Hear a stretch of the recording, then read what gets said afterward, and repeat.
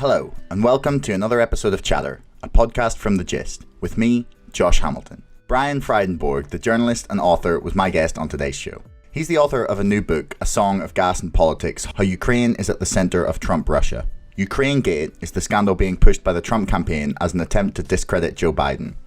Our conversation was a fantastic, in-depth look at the scandal and how it fits into the wider Trump-Russia ties and the East-West struggle that is quietly bubbling under the surface. If you haven't already and you enjoyed this episode, please subscribe to this podcast and to our mailing list. And don't forget, my book, Brexit, the Establishment Civil War, is now available for pre-order on Amazon. You'll find the link in the description below. So, here's Brian. Brian, it is an absolute pleasure. Thanks for appearing on my show. Thanks for inviting me. So, let's just go straight for it. I mean, like, one of the books you wrote recently that's available now was based around Ukrainegate, and maybe for a lot of my listeners are based in the UK. Do you want to just give us an idea of what the fuck is Ukrainegate? Well, it's funny because that term, it's not like any one person coined it per se, and especially since the 90s, at least.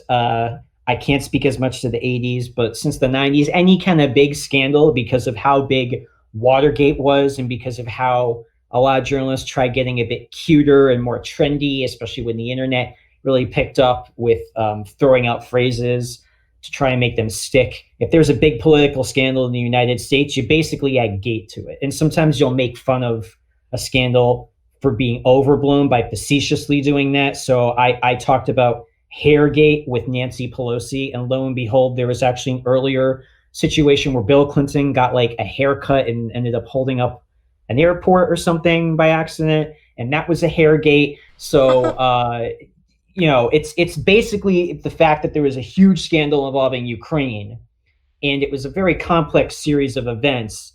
And the easiest way to just kind of convey what you're talking about and instead of the matter with Ukraine or blah, blah, blah, Ukrainegate is a nice little catch-all to describe everything that was going on with Trump and Ukraine. And the interesting thing about that, and what I talked about in my book, is how essentially the media really dropped the ball on that, because they framed Ukrainegate as if, Trump-Russia didn't get Trump, but maybe Ukrainegate will. And the fact of the matter is that Ukraine and Ukrainegate, wherever you want to call it, the issue with his phone call and all of the events surrounding that and the political pressure and interference in Ukrainian affairs from both the Trump administration and people tied to Putin working on the ground with Trump's agents in Ukraine, is that it was a huge chapter of the Trump-Russia saga. So you can't separate all the stuff that went on in Ukraine in any way from the larger Trump-Russia pictures. So it's kind of like a Venn diagram, and there's a tremendous amount of overlap. And if anything, Ukrainegate is a circle within the Trump-Russia circle. So, and that really blew up with the whole situation with President Zelensky and Trump and that phone call. And prior to that, do you want to back up there and just sure, sort of lay out what the exact details of what happened were, just for people who have forgotten or aren't familiar with it? Sure. Well, before even so right now we have a president in Ukraine, and this is very fascinating for people who have followed this. He started off as a comedian on a Ukrainian comedy show, where the premise was he was a history teacher that was sick of the way that business was being done in Ukraine, and he thought he could do a better job. And he went on a viral video cursing out all the Ukrainian establishment, and his students raised money and got him on the ballot, and he wins the election. And he calls his party the Servant of the People Party, and the show is and that's in real life, based on his television show, Servant of the People. And he ran in real life and won. And before that even happened, though, that's so wild. I didn't know that. It's all true. Yep, it's very true. And before that, you had Petro Poroshenko, who took over after Yanukovych was ousted in the 2014 Maidan kind of revolution that led to the Crimea annexation and the separatist war, the Russian-initiated stuff in eastern Ukraine. And Poroshenko won the election that chose the replacement for Putin's stooge, essentially Viktor Yanukovych, and that went all the way back to issues going to the Orange Revolution, okay, which was one of the color revolutions that Putin despised. So I know I'm going way far back here, but anyway, that's all right. The Trump had Giuliani and some other people trying to lobby the Poroshenko administration to turn up quote unquote dirt. And this is where things get really absurd on Joe Biden, because Biden had been involved earlier in the Poroshenko administration where there was this, he wasn't the worst of the worst, this guy Viktor Shokin. He was a prosecutor. He was the prosecutor general, basically the attorney general of Ukraine. And that office had long had a reputation of being corrupt, inert, really dragging its feet. And essentially it did not go after people from the previous administration who had looted Ukraine. Yanukovych, Putin's close buddy, and a bunch of his allies. And Biden came and there was this big push in Ukraine to improve the country's anti-corruption efforts, which were pretty awful. And that was Zelensky's entire campaign, by the way, when he ended up winning. And it's not so much that Poroshenko either was awful. It's just that there's so much entrenched corruption in Ukraine. It's tough for anybody to really get a handle on it. And especially when it's a sensitive situation that involves kind of the East-West ties in the middle of an ongoing civil war, you want to be a bit careful with how you approach this. Even if you're right in going after someone, if it's going to inflame tensions and maybe lead to increased violence, you're going to take a careful look at that. So Rudy Giuliani, acting as the president's personal lawyer, got some other figures involved, and all the details are in my ebook and plenty of other reporting as well. But they were essentially trying to pressure the Poroshenko administration to provide an alternate narrative to what actually happened with this guy, Viktor Shokin. So Biden, going back earlier, Biden is there trying to push for anti-corruption efforts along with the EU, along with a number of Western allies. And he looked at this guy in the prosecutor general's office and he was like, this guy's got to go, or we can't guarantee you any kind of an IMF kind of international bailout situation, package of aid and assistance, because we really need to see that there's improvement. We need to see things are getting better. And because of that pressure, and Biden was the point guy for Obama on this, and he really took the lead as well for the entire EU, Western allies, international financial organization effort. And not long after Biden really, really pushed on this, Shokin was ousted and replaced. And the key thing here, and this is where this gets into impeachment, and even now, this is what you're going to hear a lot during the election. Joe Biden's son, kind of the black sheep of the family, he's had some personal issues. He's not the same kind of caliber fellow as Beau Biden, Joe Biden's son that people have heard a lot about, who served in Iraq and died of brain cancer a few years back. Hunter Biden is not a horrible, evil person running around with all kinds of corruption and scandals throughout his life that involved public funds or public trust. He's had some personal scandals with substance abuse and other stuff that doesn't look so great with him, ending up being with Beau's wife after Beau died. But again, these are really personal scandals. This is not him in any position of public trust. He took a job on the board of Burisma. And obviously that doesn't look good. And what I'll say about that is if you find pretty much any major politician's kid, they're doing something that they got in part, at least, even if they're also talented, because of their name and connection. And that does not imply immediately that there's any wrongdoing or corruption, because again, people all over the world, if they have a big name attached to them, they're going to, be offered more opportunity. The question that we always have to ask in these situations is this person doing something immoral or unethical in terms of bending the rules or approaching a family member in power and getting preferential treatment that goes around the law, that goes around the standard procedure or process to get political favors, financial favors, when someone is in some position of public trust, and are they abusing public office or something like that to that extent? And in the case of Hunter Biden, this is what's so telling about who Joe Biden is. Biden loves his kids. Okay, it seems pretty obvious from the type of guy he is, the relationships he has with people. He's a very emotional guy. He went through a situation where his wife and daughter initially were killed in a car accident, and this is when he was much younger, and that's before his other son Bo died. Okay. The Burisma situation was not being looked into. There were legitimate issues of corruption with Burisma, as there are with just about every major Ukrainian company that has any ties to the state and many that do not. Okay. And Hunter Biden came in on the board after the period in question in which people were saying this stuff should be investigated. And so hang on. Biden, so by the when the main events were taking place, Hunter Biden wasn't actually working for the company, and he wasn't on the board. No, not at all. He came in after there were already investigations that were quote unquote underway. Except the whole issue is that Viktor Shokin and the Prosecutor General's office were just sitting on them, and they weren't doing anything. Okay, they just weren't pursuing them. Do we know? So, was there anyone who discussed why he was approached to join the board? To be honest, there is, with all of the scandals that have gone on related to this, or faux scandals or real scandals, there hasn't been a whole lot of detail. But I mean, the way I read it, as I was mentioning earlier, and I did intern for Joe Biden back in 2006. I don't think that makes me a biased person here, because let's say, for example, I disagreed very strongly with Joe Biden's idea to partition Iraq into 3 countries. I disagreed with him being against the surge in Afghanistan.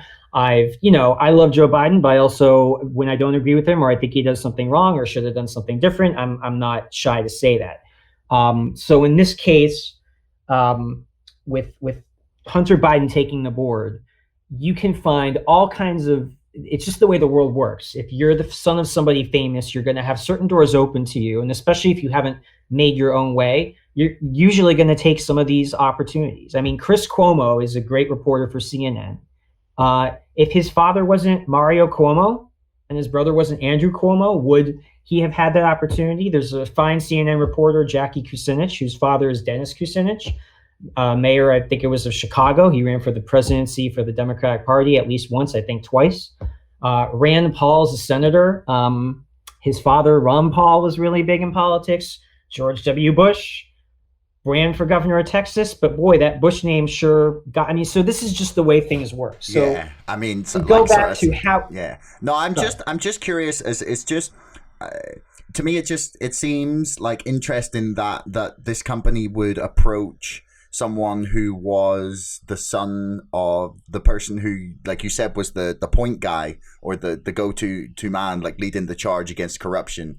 I'm curious as to whether that made any influence in them picking him out, because like I do get what you mean, that there's obviously, just with the way that these circles of people work, and just the kind of revolving door between sort of international, multinational firms that sort of just have business in all parts of the world that you just wouldn't even consider them to be a part of, and there's overlaps in people, meet at dinners and whatnot and go, oh, you'd be great on this board, and we need someone from this. Or I'm just curious as to, like, perhaps it's something I need to look into myself as to why they picked him. But so there's not a lot of. Hunter Biden has given a few interviews on this, but I don't know exactly the rules of that govern his tenures when he was on the board, and how much he's allowed to discuss. But there's zero evidence that Hunter Biden committed any wrongdoing whatsoever when he was on the board. Anything you hear otherwise is pure speculation until evidence is produced. There has been no evidence that he did anything wrong. And in fact, as I wrote, and I'm one of the only people to point out in this context, when he joined the board during that period of time, Burisma settled with the Ukrainian government and paid millions of dollars in fines over issues surrounding back taxes and the outstanding cases that had not been resolved. And they basically got a clean bill of health after paying millions of dollars in fines. And this is under the watch of Hunter Biden, as the board Burisma is overseeing all this kind of stuff. And on top of that, because they got a clean bill of health, they formed a partnership with the Atlantic Council, which is kind of a brain trust of NATO, on anti-corruption measures. So you had coming clean to some degree, at least, because how many millions of dollars in fines did they pay before under Viktor Shokin, before Hunter Biden was on the board? Zero. Yeah. There was zero accountability. Then there was some accountability, saying, you know what, we kind of messed this up here. Let's pay some fines and let's move past this, and let's join with the reputable, very high profile Western think tank that focuses in part on anti-corruption measures. Both of those happened under Hunter Biden's watch, and nothing as far as any further developments on anything corrupt or anything in terms of legal trouble going in a bad direction happened on his watch. Okay. I've just looked here. So the same month that Hunter Biden was appointed to the board, the Serious Fraud Office of the UK launched a money laundering investigation into them. And then there was, but that was still for the previous time. That was not for the month when Hunter joined it. Yeah. I mean, it would be seriously impressive to get appointed to the board and then manage to cause like insane amounts of corruption that require an investigation within a month. Like that would be. So if anything, they were probably trying to signal with Hunter Biden, this is the son of the guy who's trying to push for accountability and for better efforts on corruption. Again, I mean, I wasn't there in the room. I didn't have the conversation, but a lot of the times they want famous people with good reputations or their family members for optics and to help improve the image. So you could argue, if anything, Hunter Biden was picked as a way to help reverse that corrupt image. But again, we weren't in the office during the discussions, but it's hard to find anything bad that happened on his watch, and you actually find some good things. Now, that doesn't mean Hunter Biden either was responsible for them, but if we're going to have all these speculative conversations where it's like, here's a company and here's stuff it did, and Hunter Biden was on it, then at the very least, if good things happened while he was there in the effort of pushing against corruption, that very much should be part of the conversation, and more prominently so, since you can tie that specifically to his tenure. I mean, people are very quick to jump and say anything bad that happened while someone was at a company was obviously, as a result of them being there. In any form, if you want to vilify someone, it's like every bad decision made was clearly coming from them. But anything good that happens, we don't know who was involved. So you make a very fair point. So where do you think that the entire Ukraine scandal then fits into the wider sort of Russia narrative? Well, I'll get to that in a second, actually. Okay, but by wrapping up a point from earlier, that's going to bring us into that. Okay. So just to make a point, when the Republicans' accusation and the Kremlin line is that Joe Biden is corrupt and he pressured and withheld American aid so that Viktor Shokin, who was investigating Burisma, that's false. That's not true. But to get him out of the way to protect his son's position at Burisma. The reality is, by getting rid of Viktor Shokin, who was sitting easy on these cases and not pursuing them, it wasn't just Burisma. And you'll hear Rudy Giuliani often say something ridiculous, that Burisma is the most corrupt company in Ukraine, which is absolutely absurd. There are A, so many corrupt companies there, and B, so many corrupt companies with far worse allegations and problems going on than what was going on with Burisma. So that is just patently absurd. But I mean, Rudy Giuliani would know. Well, look, he used to be a great prosecutor. I mean, don't get me started. When he took on the mob in New York, right? The Italian mafia, but that's a whole nother thing.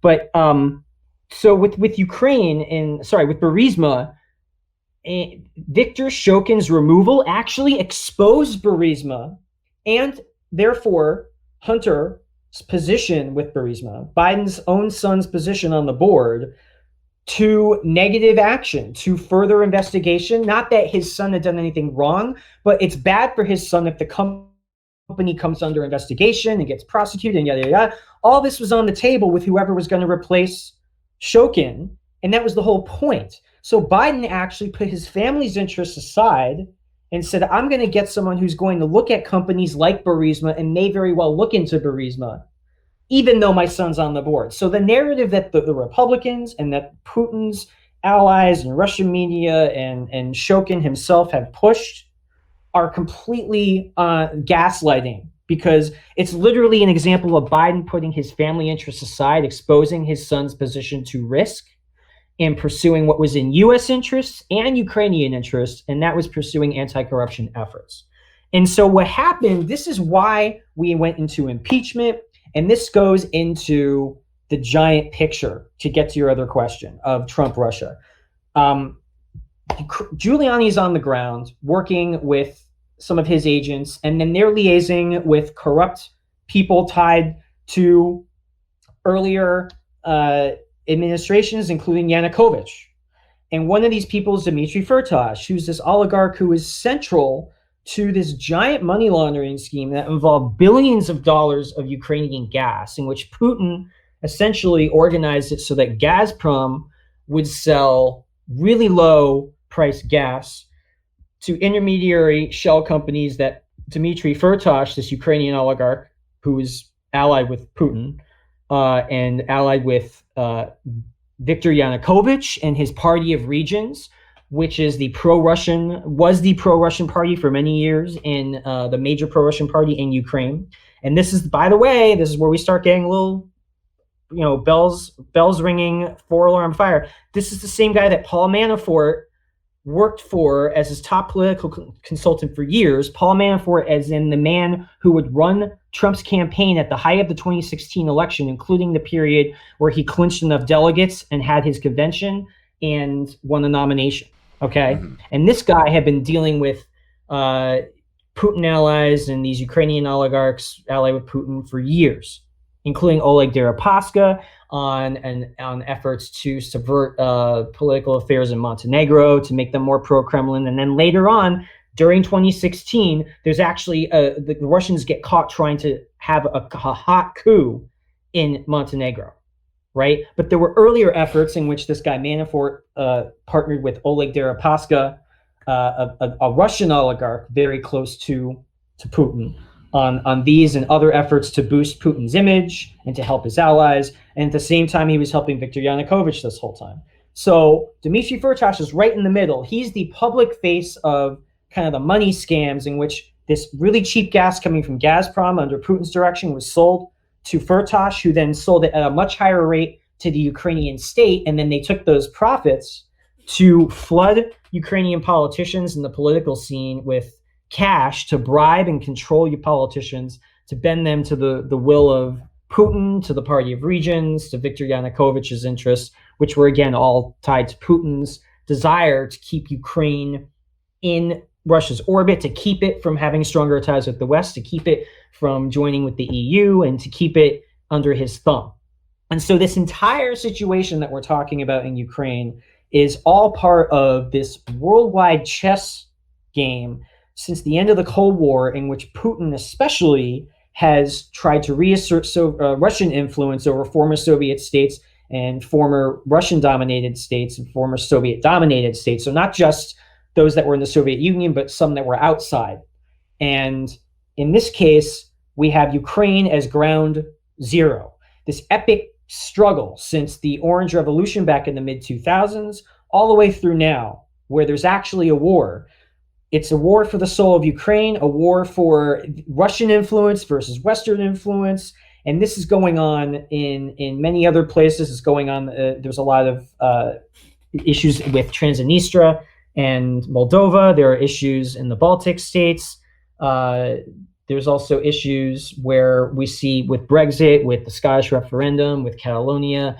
Putin is also trying to, as much as expand his own reach, destabilize and weaken the West. So all this is tied together, and you actually have the same people sometimes involved in these situations. So one example of that is this guy, Yevgeny Prigozhin, also known as Putin's chef, who ran the Internet Research Agency kind of social media efforts against the U.S. in 2016, but he also runs the Wagner mercenary company, which is doing operations in Ukraine and Syria, among other countries. Now there's active in Central Africa, for example. So the same guy who's running social media campaigns against the West is also running mercenary, really an extension of the Russian military operations in Ukraine, in Syria. So this is all one big war for Putin against the West to destabilize Western democracy, to destabilize NATO and the EU, to make us as weak as possible,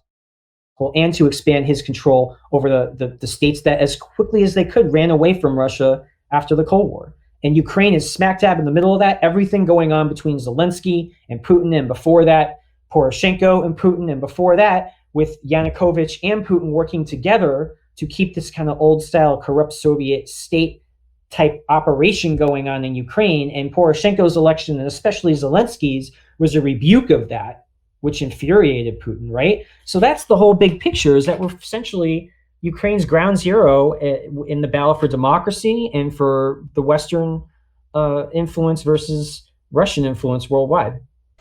Yeah, I just also want to note that around the time that Hunter Biden then took over, and the sort of the time of all these events that we're discussing, sort of is framed as well in 2014 with the Russian annexation of the Crimea, which I mean, which is such a bold and crazy move that they just sort of invaded part of Ukraine and took it, and we sort of just were like, okay.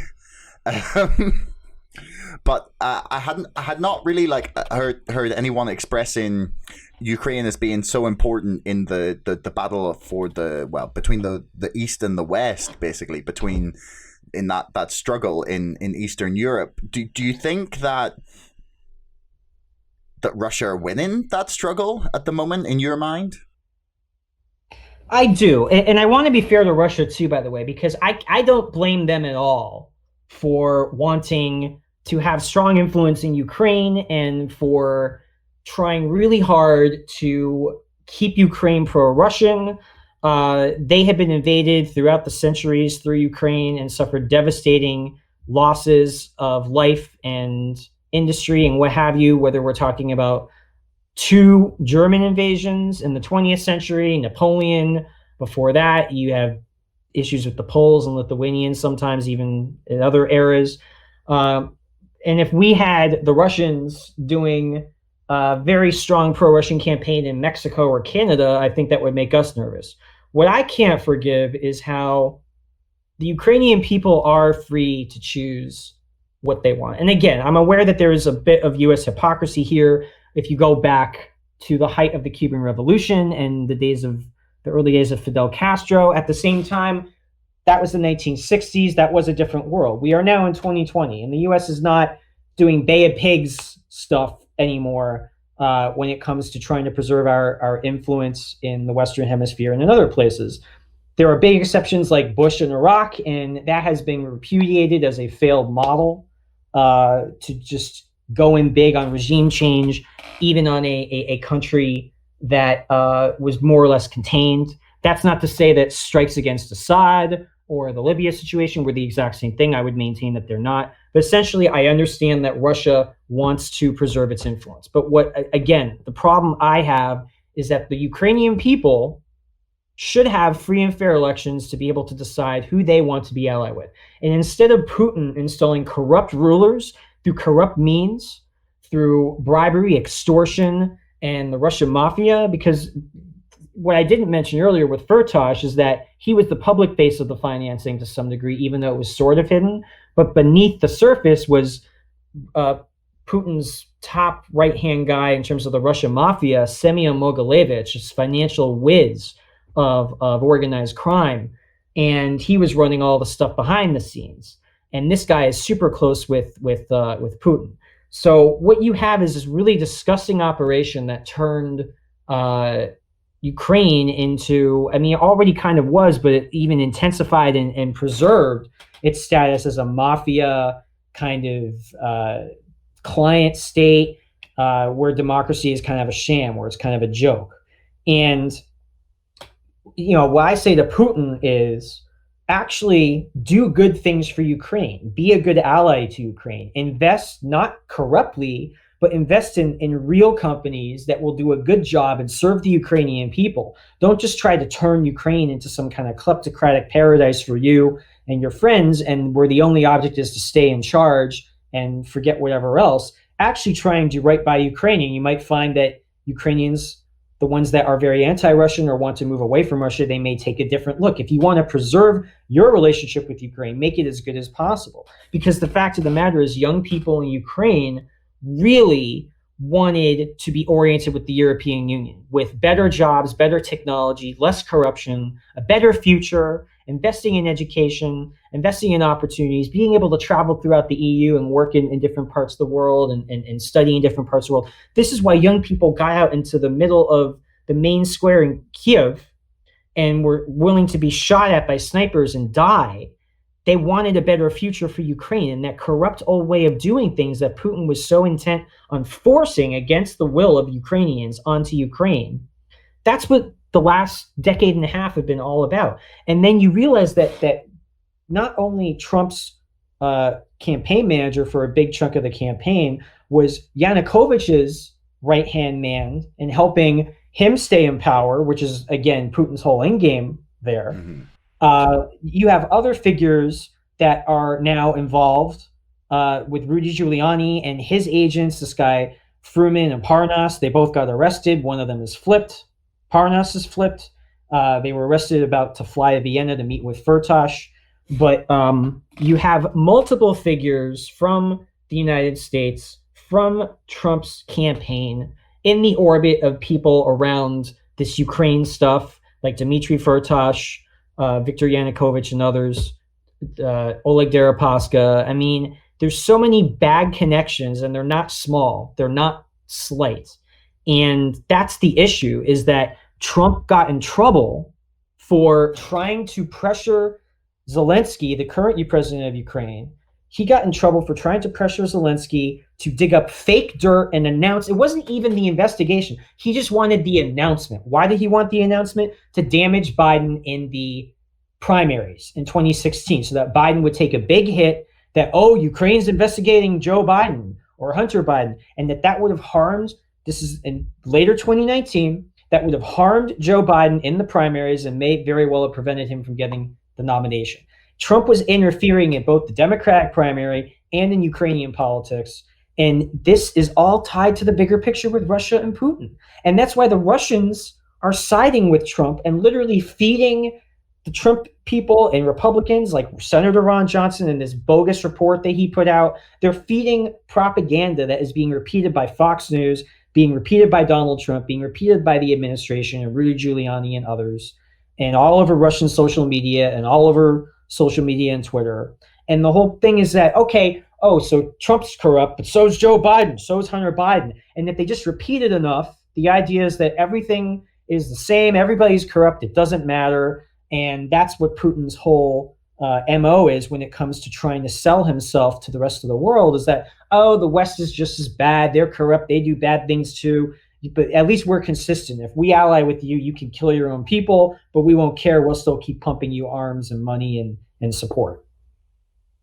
Yeah, I mean that it's a pretty damning indictment of the situation we're in. But like, I think it's a pretty reasonable assessment of that's what they're looking for, in that they just needed one tiny thing, one morsel of a whiff of corruption with Joe Biden or whoever the opponent would have been, whoever it might have been of the 23 or whatever that sort of started out in the Democratic race there for the nomination. Too many, way too many. The big army of people they had trying to run. But I think it definitely talks to that would have been the tactic, is just like find the tiniest morsel or whiff of corruption and just like hammer that until people believe that that's the same. So because that's what they do, and I just wrote about this. They amp the Russian, or there's no organized social media effort in the world like the Russians' organized social media, where there's all these people paid by the government to pretend to be authentic people and what have you. And so when they want to amplify something, I mean, I'll be up late writing something at about 3 a.m. or 4 a.m, and I will see Antifa attacks something, flooding social media at 3-4 a.m. US time. I'm like, who in America is tweeting about Antifa being a threat at 3 or 4 a.m? It's not. It's the Russians. They are amplifying whatever they can to damage Democrats, to damage Biden, to help Trump. And you see the craziest things trending during Moscow office hours in crazy times in the middle of the night in the United States. And so it's not just them, though, because the way that they succeed and the way the right-wing media in America succeeds as well is that when they repeat it enough, the mainstream media starts repeating it. And there have been so many lazy segments by the mainstream media where it's like, here's someone to say Burisma is bad for Hunter Biden. Here's someone to say it's good. And it's 2 minutes, so you can't even get into any details or really refute any of that. And they had month after month after month of this kind of scandal. The New York Times and the BBC even were reporting major stories on this. Even there was no proof whatsoever. And these are respectable mainstream outlets that are falling prey to this because they just see it repeated so much in other extremist outlets or non-mainstream outlets that they feel they have to comment on it or they have to start covering it. And that part of this is that the right-wing media is always, and Republicans, and I guess you could say the Tories in the UK, they're always attacking the media as being quote unquote liberal or for labor or for the Democrats. So there's this kind of built-in self-consciousness where if we don't talk about what they're talking about, we're going to look biased. We're going to look like we're ignoring the story, even though they're basically making the story up. So you have this horrible dynamic where the mainstream press does more than anybody else to give credibility to these issues. Because once the New York Times has a major op-ed on its front webpage about Hunter Biden and Burisma, the damage is done. Yeah, I mean, it's definitely something that happens in the fact that there's something happening, or the fact that a story is being discussed then becomes the story.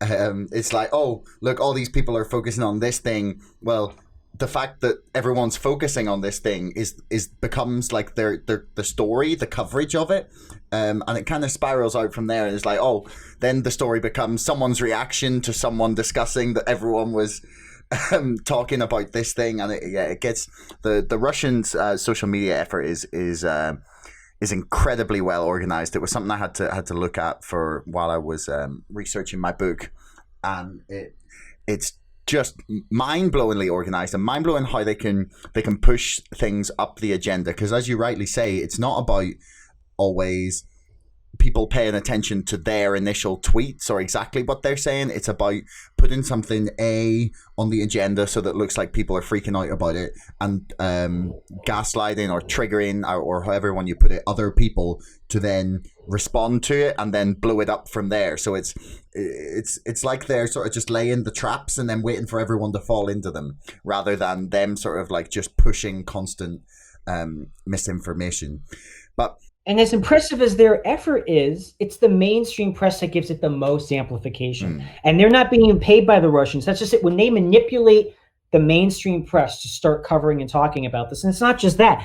They know how to target kind of the Bernie far leftist types, right? The people who hate centrist or moderate Democrats anyway, because they're not super liberal enough for them. Even though in America and the UK right now, we're seeing that those countries are more conservative than the super liberal take on things. Even if you agree with that, if you want to advance super liberal causes, you have to pick someone that is more palatable to most people. So when the far left and the entire right are talking about something, for example, the whole Tara Reade situation, where I don't know for sure what happened. I just know that I look at any situation, any allegation. And to be fair to women, over 90% of the time or more, when anyone comes out with allegations like this, they do end up being true. And there are so many women who don't come out because they're afraid of the scrutiny and what comes with that. But there were so many problems with Tara Reade's story and her background and her credibility among people who knew her, among her own statements. Just saying why she left Biden's office kept changing, for example. So there were so many problems with that. But who was tweeting about it nonstop? The right and the far left. All the Bernie people in particular during the primary. It was the best thing they could find about Biden, and you literally had all these pro-Bernie accounts, and I couldn't even tell you how many of them were bots, Russian bots or otherwise. But it would be, the name would be, I love Tara Reade, I love Bernie. It would like they would put Tara Reade's name. This is an allegation that had not been even vetted or investigated yet, right? They just put her name immediately in, and they were tweeting about it nonstop. Well, I know that the one of the tactics that Russia have used in the past is to ape both sides of sides of the political spectrum in order to sort of drive the conflict. Like there's examples from during the 2016 cycle where they would set up like simultaneous events for Trump supporters and Clinton supporters, or say like they'd be like, we're gonna have this Antifa Antifa demonstration, or we're gonna have like some pro women march or something, and then at the same time they would be organizing like a neo-Nazi march, or like a Kekistani's like meeting at the same place, in order to just bring the people to the same spot and make them fight. Like they were literally just they were designing. And in 2016, you had some fist fights. But think about how bad the climate is in the United States now in terms of the violence between some of these groups. I guarantee you Russia's doing the same thing. And we didn't find out until far after those events took place in 2016 that these were Russians behind these events. But honestly, like it's certainly happening now. And what scares me, especially with what's going to happen in the immediate aftermath of this election and on election day, is violence between these different groups.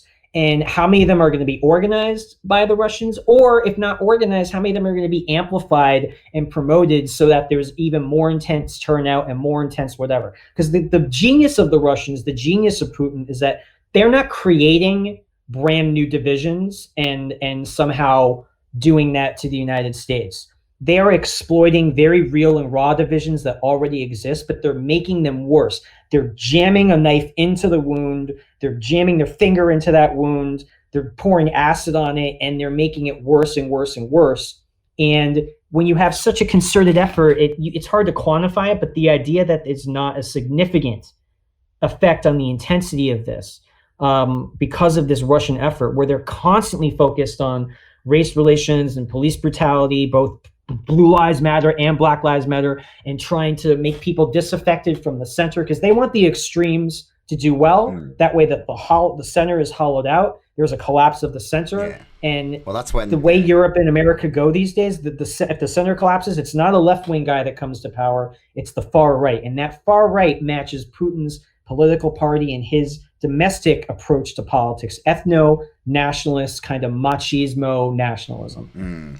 I mean, there's a whole bunch of sort of like large-scale psychological reasons that we tend to get, like when there's such a destabilized climate that you end up with someone from the right. But you're definitely right, and that's probably where it's being pushed. Like, I mean, if you're just going to talk, it's like if I was Russia, the divisions, like you say, are already there.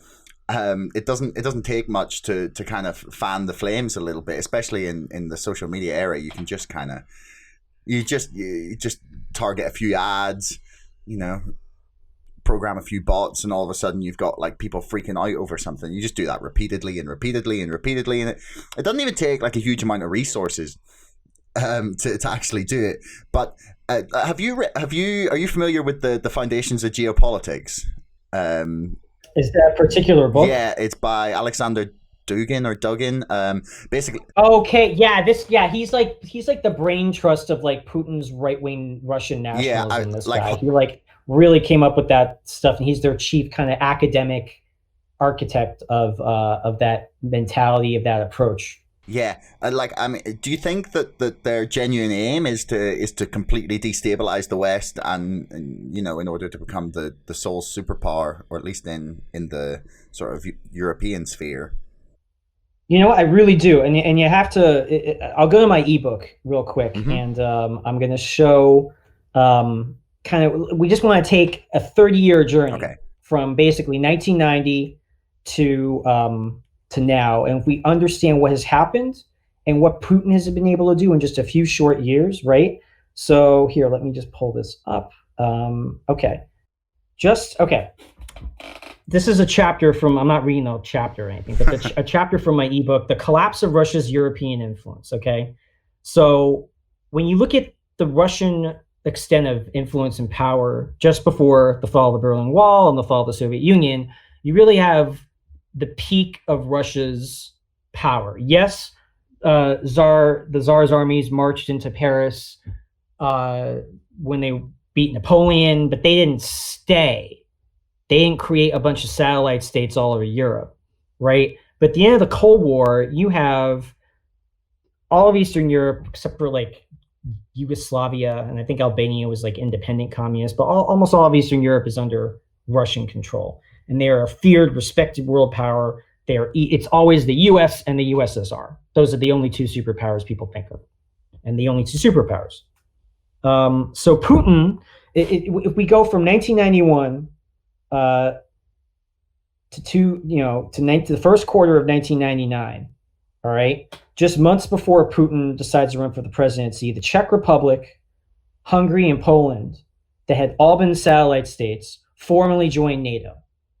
Before Putin's first full year in office, Russia's leader and ally in Serbia, Slobodan Milosevic, who was responsible for so many bad things in the Balkans, was ousted by his own people in 2000. Okay, and this is, Russia has a long Slavic and Christian Orthodox ties to this country, and they were involved with them in World War I, and that's why Russia was so deep in World War I. Late 2003 or early 2004, we see the former Soviet state of Georgia with the Rose Revolution.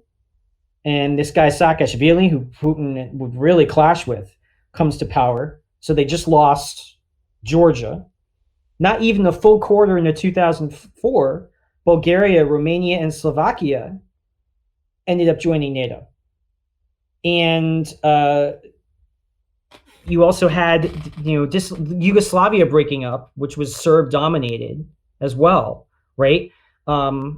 So Yugoslavia, the Slovenes even embraced a new theory of their identity as being non-Slavic. Okay. So you were seeing not just Russian military, but cultural, linguistic, religious ties being weakened all over Europe. Okay. And then that was just in the first few years of Putin's presidency. Now look where we are. Okay. We have, in just a few short years since Putin really became aggressive with this stuff, we're saying from 2014, you have Ukraine. Okay.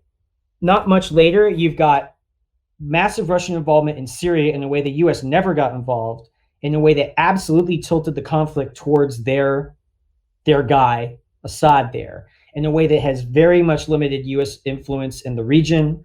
And then you have Brexit, which we can get into this if you want. I'd love to hear your thoughts, where that was very close, that vote, and the Russian social media was very, very active on that front. You have Brexit in the same year as Trump winning and Clinton getting slammed by Russia's effort. And that's literally the two most stalwart pillars of the NATO alliance, the Atlantic alliance, of anti-Russian, anti-communist activity throughout the Cold War. Those are the two biggest, pillars, centers of that. And these are serious, we may even say decades from now or less than that, mortal wounds to our domestic polities in the UK and the United States. That's in 2016. And that same year, you had a failed coup in Montenegro. They were being very aggressive. The Russians tried pursuing a coup in Montenegro, okay? And since then, you've had a lot of interfering in Italian, in Austrian. The whole Austrian government collapsed because of this crazy stuff where they were exchanging favors with Russian oligarchs. Mm-hmm. You have the French, where Marine Le Pen, and before that her father, were taking money from the Russians and all kinds of social media efforts to go after Macron. And the thing, and let's give the French some credit. They tried to spew out some bullshit about Macron's gay and yada yada. And the French just didn't care. And they also have election. They just said, we're not buying this garbage. And they have election laws to limit what kind of random crap can be thrown out in the press in the week or couple of weeks before a final election. So their society is structured, but their mentality, they're just not going to allow themselves to be duped in the way that, I'm sorry, but Americans, and it seems Brits, but especially Americans, were in 2016. They tried the same stuff in other places. The Americans were the ones that just fell for it more than others, but they've made a lot of progress in Europe, we're one of the main parties in France is pro-Russian. Several of the main parties in Italy are pro-Russian. It's not just the Five Star Movement, but the Northern League, and they're governing Italy. And it's not impossible to imagine a scenario where, because of the Italian banking sector collapsing in the near future, some kind of bailout is made by Russia to help Italy, where Germany and the rest of the EU don't want to go there. And lo and behold, a Russian base appears on the Italian coast, or withdrawal from NATO. I mean, these parties are anti-NATO in Italy. Italy is one of the biggest European states. They are just one economic crisis away from a major collapse. And the Russians are poisoning themselves to be able to really take NATO apart. I mean, Marine Le Pen was threatening to withdraw from NATO. Trump has threatened to withdraw from NATO. Who knows if he'll do that in the second term or not? And there's a lot of anti-NATO propaganda going on in the EU right now. And it's just really scary, because if you look at the stability of Europe, you look at the Catalan secessionist movement and how big that was, you look at the Scots, they're coming up for another round, it seems. And this is stuff that the Russians are egging on and supporting with their social media campaigns. So if the UK devolves and loses Scotland, if Spain loses Catalonia, if Italy becomes much more detached from, look at what happened with coronavirus. Trump dragged his feet on aiding the Italians. The Russians sent in these convoys, and I wrote about this in detail, where they're bragging about all this aid to the EU, and then they find out that the aid that they're bragging about from an Italian paper, it's not what the Russians say it is, and they're sending chemical and biological warfare specialists in. What? Yeah, I'm not kidding. This is I have a whole article. I'll link to this, but this is La Stampa. Yes, and the thing is, this is what they did during the smallpox eradication program, where the Soviets, to their credit, did contribute hundreds of millions of doses of smallpox vaccine, but then they sent their biological warfare experts into India when they were dealing with some of the most virulent and final strains of smallpox in nature, and they collected samples and they weaponized smallpox and put them in ICBMs as a result. So who knows what they were doing to study what was going on with coronavirus in Italy at the peak, but they had a public relations coup where they essentially sent in military teams to help the Italians before the Americans did, because Donald Trump was blowing that opportunity. Every chance the Russians have to make us look bad and to get in there and to win PR, they had they paid people on WhatsApp to take pictures of the Russian convoy in Italy and say, thank you so much, Russia. And they were like paid efforts. And they didn't even have the supplies that they claimed, the degree of the supplies that they had. And then a lot of the equipment was stuff that the Italians didn't even need. But that's not the narrative that Russia today and the propaganda. And again, they're also on the ground. The Russian military is on the ground in a NATO country. The idea that they don't have, GRU or somebody embedded there trying to do more surveillance on NATO installations, it's absurd. Of course they would. So this is continent-wide, and it's really scary because we're not united right now. The Europe has relied on the U.S. to lead them in these situations. Obviously, the U.S. isn't doing that right now, and who's really leading Europe? I know Merkel and Macron are kind of, but there's just not the same cohesiveness. And you have several political parties, major political parties in Europe. You have the Republican Party of the United States that are essentially know they're getting aid from the Russians and are shutting up about saying anything bad about them as a result. And that happened in the span of 6 years, from 2014 to 2020. So how much ground is he making up after the end of the Cold War? It's amazing what he's done, what Putin's done. I mean, that's a pretty damning. That's pretty damning when you lay it out like that. In terms of their influence in Brexit, as you mentioned, there is a lot of kind of unexplained Russian connections to a lot of the people involved in some of the Vote Leave campaigns. Vote Leave. And just super quick, that report from the parliamentary committee was like, this is so bad, we're just not going to even say it out loud because it's so bad. We're so embarrassed. This could destabilize us. We're redacting how bad, how infiltrated we are, how many financial ties, how many people in the House of Lords. They literally redacted that point, but they were smart. They put in the footnotes what topic they were talking about just to let the public know enough. This is really bad. But they were so ashamed and scared of the reaction, they wouldn't even release that information in terms of how compromised the UK political system was. And at one point, they even had a line where it was, we're so compromised on this front, we're not even going to start talking about that. We're just going to focus on this smaller part so we can deal with that. That's how compromised they fear the UK system is. I mean, the thing I'm always trying to figure out with Russian influence in UK politics is just how much of the Russian money that's pouring into the Conservative Party at the minute is sort of based around, don't stop us laundering our money here, and how much of it is them attempting to sort of push lines from Putin. It's I can't quite tell how much of it is like actual like Russian state based influence that they're trying to exert, or how much of it is just sort of wealthy people attempting to not be taxed or but two very quick points on that. You also have to remember Jeremy Corbyn was in some ways casting doubt on some of the Skripal investigation and other stuff. I don't think Jeremy Corbyn's one of those ideologues where I actually believe he's credible, as in he says what he means. Yeah. And he plays into that old far left kind of that supported the Soviet Union during the Cold War. Oh, you can't trust our own intelligence agencies and stuff. And yeah, we have problems, but this is not the 1960s where the U.S. is helping to assassinate the leader of the Congo and we're sending Castro exploding cigars. It's a different world now. But Jeremy Corbyn on the left was spewing some stuff that Russia would only have been too happy with as well. Mm-hmm. But when you talk about the private and the public, that's where the Russian model is so brilliant, because what Putin wasn't doing this with Kremlin like treasury money. What he does is he gets these businessmen who own huge companies that are tied, often not in the case of Trump, but in the case of these Ukrainians I mentioned, to natural resources, to energy, to essential things that the state needs. And he gets his people in power there, or where they have enough relationships where that money going through the Russian mafia goes to these corrupt companies, which end up dominating certain things like gas or electricity in Ukraine or in other Central Asian or East European states. And then these companies become extensions, these shell companies, these front companies, these oligarchs' assets, they become extensions of the Kremlin.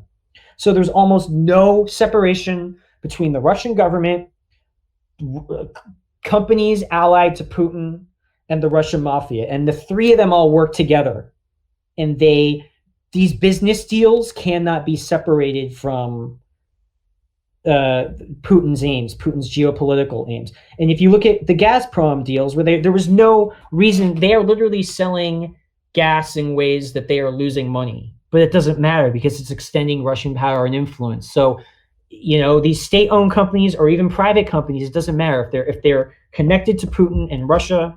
That's a big part of it. So when you're talking about all this private Russian money going into the UK, it's not that all of it is definitely connected to Putin and the Kremlin and Russian geopolitical interests, but certainly large amounts of it are. And because of the loose laws with real estate and investing that the UK has and that the United States has, it's almost impossible to tell to what degree, but it's a large degree. And a great example of this is the FL Group, this Icelandic kind of shady financial firm that funded the Trump Soho and other Trump projects, that also was connected to Alexander Schneider. That we could go on a whole other thing on him, but he was the big guy in the Trump Toronto deal. And this FL Group's collapse was a big part of the financial crisis, the global financial crisis in 2008. And at the same time, Trump was doing business with FL Group and ended up costing them a bunch of money. He was doing business with Bear Stearns on the Trump Panama situation, which involved narcos, like South American narcotics syndicates and the Russian mafia, and that went to hell. And Bear Stearns losing a lot of money and FL Group losing a lot of money were the catalysts for the U.S. financial crisis and the global financial crisis in 2008, respectively. So you actually can tie Donald Trump to the collapse of the world economy in 2008 as well. Seriously. And these were significant deals. They weren't the biggest deals necessarily, but they were major deals that went under right at a time when these companies failed and they brought the U.S. and global economies down with them. And I have that documented in my ebook as well. But that goes back to your question with the UK, where the private Russian money going into either the US or the UK, it's not entirely private, and it's in many ways connected to Putin and his political game. Okay, so what are your sort of predictions for November 3rd? I mean, if we have a free and fair election, Biden is way up in the polls. He's doing way better than Hillary was, and he's been remarkably consistent for months. And he's increasing his lead now. Really? In a free and fair election, yes. In a free and fair election, for a few days, the poll tracker. Yeah, the average was about 7 and 8, and now we're over 9 in the average. The polling average, the weighted polling average from 538. If you're going to look at any polling averages, look at them. Real Clear Politics yeah, I was going to say. Doesn't weight. Yeah, Real Clear Politics doesn't weight, and it doesn't account for some of the more partisan polls. 538 does, and Biden's over 9% average right now, and he's up by a lot of that, by a similar margin in a lot of the swing states. So in a free and fair election, Biden should almost certainly win. I mean, things could change in the next few weeks. We've had lots of curveballs before, but there's enough of a cushion that even if Biden tanks and Trump goes up, the 9 points is a really tough gap, even with a polling error, to overcome. However, I said if we have a free and fair election, and that's the problem.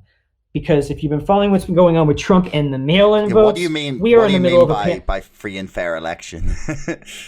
So America, for the most part, has had free and fair elections for most of its history. Although earlier in its history, there was a lot more corruption at the local level, the whole Tammany Hall, New York City kind of machine. We had some disputed elections in like the Gilded Age in like the 1870s, because you had Reconstruction, where the white supremacists that lost the Civil War were using terrorism to intimidate black voters, to kill them, to murder their allies, to attack U.S. troops that were stationed there after the Civil War, protecting the black right to vote. And there was a corrupt deal in 1876 with that election in doubt that essentially ended Reconstruction and allowed Jim Crow to take the Jim Crow laws, the racist laws, to take over in the South. They were not repealed until beginning in the 1950s and 60s. And really, that era didn't end until 1965 in law. In practice, it still took more time. So at least since 1965, America has been as close to a true democracy as it ever has been, because everybody in America had the access to vote in free of pressure, free of shenanigans. And we've had free and fair elections, at least at the federal level, and then most state and local races since 1965 with the Voting Rights Act. And what happened, what's interesting, the Republican-dominated court in 2013 invalidated part of the Voting Rights Act, essentially saying, oh, that was a long time ago, and those states that were really bad before don't deserve to have federal scrutiny on their voting practices. So we're going to get rid of the idea that they need to clear things with the federal government to be able to do stuff, which is a huge issue because a lot of these southern states are now engaging in blatant voter suppression again. That's a whole nother topic. But essentially, we still have a mostly free and fair elections until the last presidential election, where because of that Voting Rights Act decision I mentioned in 2013, that 1965 legislation was severely weakened, and the Republicans engaged in a tremendous amount of voter suppression in 2016. And I would argue that even more than we're talking about Jill Stein votes and Gary Johnson and Russian social media, that allowed Republicans to skew the results in several important states. But now we have this problem again where the Russians are up to their shenanigans again, and there's that lack of protections from the Voting Rights Act. But Trump is casting doubt on mail-in voting. This is a big thing I imagine some of your listeners have heard of, where because of our pandemic, we're saying let's let as many people vote as possible by mail. And so because of the crazy propaganda and nonsense, by the way, a lot of this propaganda is also accentuated by the Republicans. This coronavirus propaganda and misinformation and disinformation that it's a hoax, or it's not that bad, or it's not as bad as the flu, all that nonsense.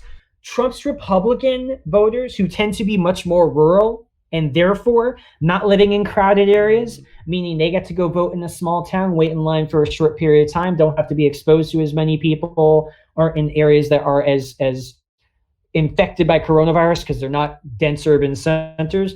His voters are way more likely to want to vote in person and to not feel the need to vote in using the mail-in ballot system that we're ramping up. Democrats, on the other hand, tend to live in cities, are not crazy in the sense that they accept coronavirus is real and not a hoax. They're very afraid of it. It's their communities that are being disproportionately affected by it. And so they, by much larger margins than Republicans, prefer to vote mail-in. And so the problem that we're going to have is that Trump has been, and his attorney and other Republican officials, not all of them, plenty of state Republican officials in the country in particular. I want to give Ohio credit. Their governor and their secretary of state are pushing back and claiming that this is a hoax, this is dangerous, there's all kinds of opportunities for voter fraud and cheating and whatever. There's no evidence whatsoever to back any of this up. It's all nonsense. But they are casting doubt on this process. And Trump's actual postmaster general has gone into, has not himself, but he's used his authority to remove to remove mail collection machines, to lay off staff, to cut back on funding, so that it's actually going to be harder and slower to count mail-in ballots. And so and the court ordered him to stop this, right? But he already, in many key areas, removed ballot counting machines, mail counting machines and sorting machines. They were being dismantled and destroyed. But he said, okay, fine, the court told me I had to stop, but I'm not replacing any of the ones I took out. And Trump is continually attacking mail-in voting. So what's going to happen is way more Republicans are going to vote in person on election day. Way more Democrats are going to vote by mail. And in many states, those votes won't be counted until starting the day of the election and after. And what's going to happen is the initial returns are going to show a disproportionate amount of Republican votes, and there's going to be far fewer Democratic votes relative to the portion of Republican votes counted because of the whole mail-in situation. So the initial returns, as reported by the media and election commissions and what have you, local bodies, are going to show Trump up in swing states before the mail-in votes are counted. And what Trump's going to do is say, aha, I win. The Democrats are trying to cheat with this mail-in nonsense. I'm the winner of the election. It's going to go to lawsuits and all these ugly fights and all this other crap. And that's where the Supreme Court nomination is so important, because Trump wants to get his person in time to rule on any of the cases about the election that will come to the Supreme Court. So we are facing the most transparently suppressed and cheated election. Now it's going to be, well, no, it's 5-3 now, and it's going to be 6-3. To be fair to John Roberts, he's ruled horribly on voting rights. Well, the Chief Justice that was appointed by Bush has been really bad on voting rights, but he's also been really good recently at standing up to Trump and trying to make the court more neutral. So we might have had some hope with John Roberts, but yes, I do. Before this recent outbreak where Republicans, because Trump is such an idiot on coronavirus and is infecting himself and others around him, I would have said there's no question the Republicans will get this nominee through. But now they have two Republicans on the Judiciary Committee that needs to meet and vote soon to get her on the court as soon as possible. They're infected with coronavirus, and there are other people they've been in touch with who have been exposed. And so in theory, they should have to be quarantining. So it'll be interesting to see how reckless the Republicans will be with coronavirus, although it hasn't stopped them before. It didn't stop them during the super spreader event that was the announcement of his nominee for the Supreme Court's that whole event, the Republican National Convention itself, when he was out there in the crowd. So I wouldn't be surprised if they still manage to get her in, but the fact that he's infected multiple senators, or that at least events around Trump have infected multiple senators with the coronavirus who are on the Judiciary Committee, might slow this down. Will it slow it down enough to stop her from getting on the court in time? I'm not optimistic that will happen. I wouldn't, yeah.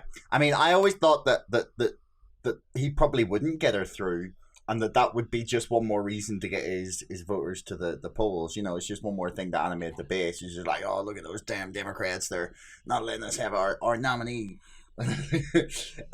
That's how I always saw it going.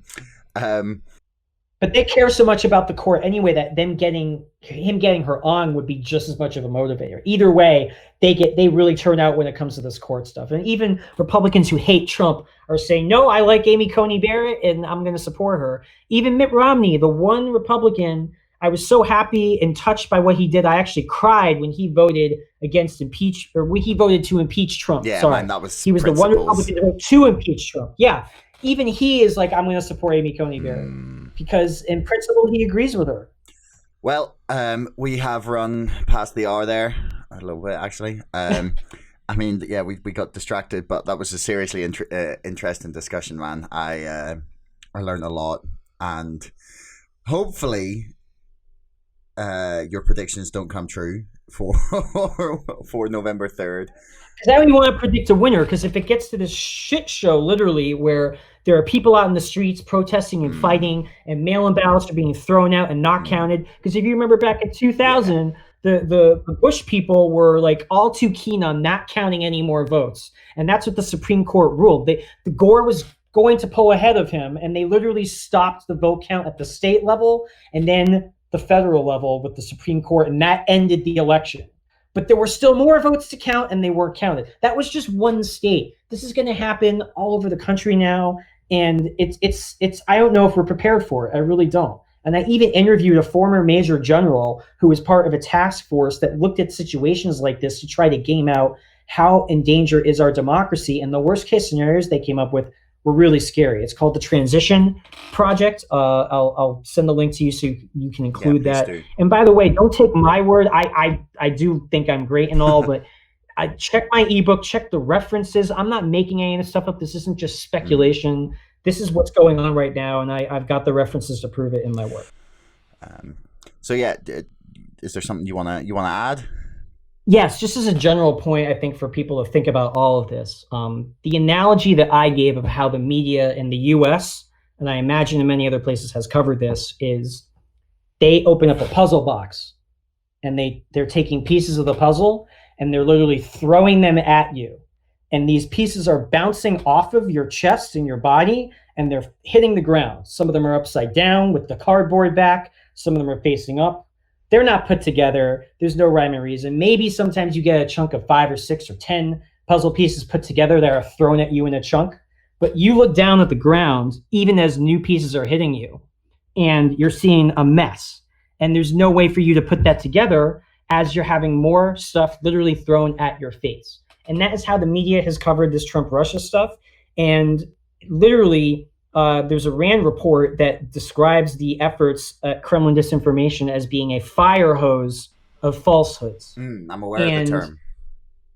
Yeah. So the problem that we have that the general public has is these are incredibly difficult, complicated geopolitical issues that are buried decades in the making, with so many players and moving parts and details that cross so many borders. And what the media is so bad at now compared to the way it used to be is analysis and presenting big picture analysis. They almost never attempt that. I was one of the only people to attempt that in 2016. And there were very few people to do that even in 2017 when it came to this stuff. So if you look at my earlier work, it will mirror much later work that appears in the mainstream media in like 2018 and later. But the problem that we have is that this stuff is so complicated that the Russians know this, and they know that it looks like a conspiracy theory if you try to put all these things together. So they immediately kind of counter, oh, this person's a crazy conspiracy theorist, blah, blah, blah, blah, blah. And it's that complicated on purpose because you do look like a conspiracy theorist. You do look a little bit crazy when you try to put all this together and say this is really, really bad. And no one really even did that in 2016. Now we're seeing that this is a much wider effort, simultaneous effort. We see, as I mentioned earlier with Prigozhin, that the same guy running Merc Ops in Ukraine and Syria is the same guy running social media against Hillary Clinton. That should tell people something.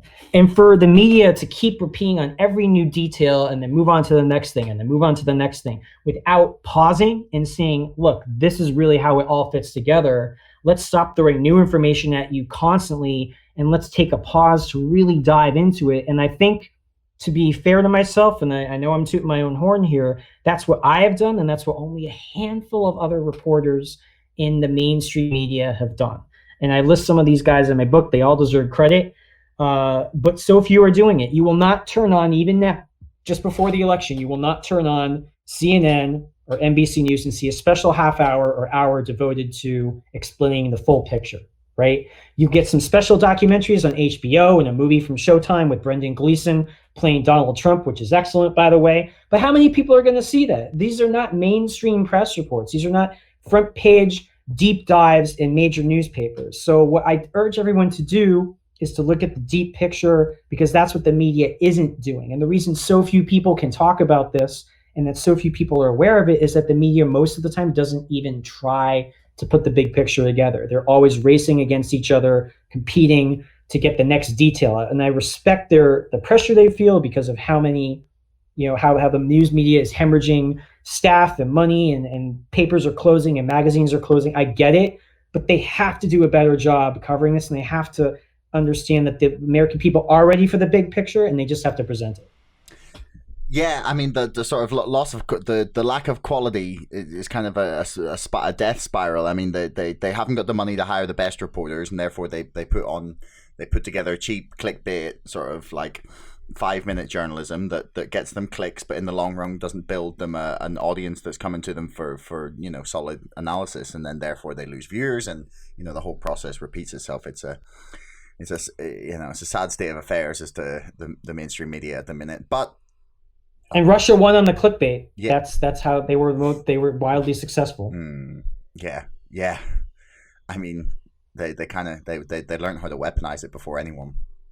And in 2016, how often did you ever hear the reporting on Hillary's emails? By the way, these emails were hacked by Russia. They did not do the same thing to the Republicans. Clearly, they're intervening on the side of the Republicans and Trump against the Democrats and Clinton. You never heard that.